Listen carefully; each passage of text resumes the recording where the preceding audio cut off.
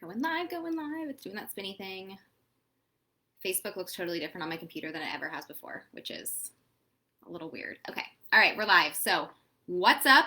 I'm going to share my favorite diet hack, and I'm going to dive right into it and just kind of share it in as quickly and concisely as possible because I want this video to be really digestible for you.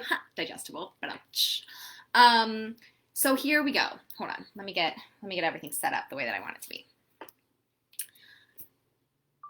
Okay, so I love this diet hack because it encourages you to eat your favorite foods and eat the foods that you crave, but in a way that is, going to, what am I trying to say? What am I trying to say, Facebook? Okay, I love this diet hack because it encourages you to eat your favorite foods and the foods that you crave. And we never want to tell ourselves that those foods are off limits because it's going to make you crave them more and then set you up for a binge later on. So doing this with your plate or with your meal is something that helps you to eat those foods, satisfy the craving, but do it in a way that doesn't totally blow your calories for the day, and encourages you to eat more healthy foods. And here's what it is. When you are craving something that you know is high calorie, something that you always kind of eat large portions on, something that you don't necessarily feel like you have much control over your portion sizes, like you could just eat the whole bag in one sitting, try diluting or cutting those calories with something else on the plate that's lower calorie. So for example, if you got yourself a mixed drink at a bar and it was super high alcohol and you're like, ugh, you could add water to it, which would make it a bigger drink, but would keep the alcohol amount the same. We're gonna do that, but with servings of high calorie food. So for example, my favorite thing ever is tortilla chips. I can get down on some chips and dip, salsa, hummus, guacamole, you name it. So with tortilla chips, what I do is on my plate, I measure myself out a serving of tortilla chips or two, usually two, although I could easily eat 6 to 10 servings. So 2 servings on the plate. And then I fill the rest of the plate with other things that I genuinely like eating and dipping in the dip that I'm dipping, but I know to be lower calorie and healthier for me. So that would be carrots, cucumbers, stalks of celery, whatever.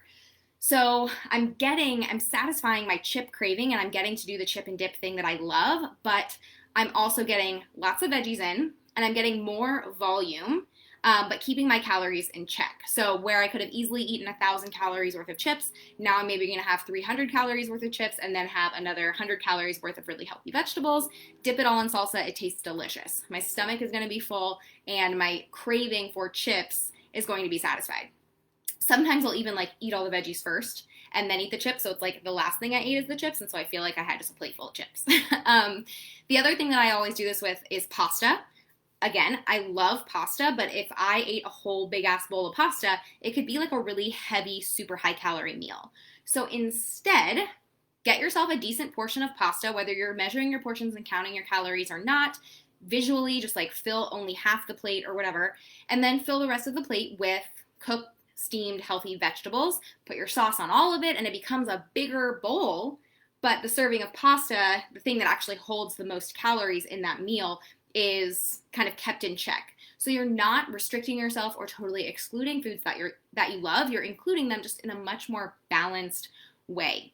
And that sets you up for, success in the fact that you're not feeling like those foods are off limits and you're still getting lots of health with it, keeping your calories in check, and eating big, satisfying, nourishing meals. So that is the tip, the trick. Let me know if you do that or if that's helpful for you in the comments, and tell me how you're going to implement it. Another way that I do this sometimes is with juice.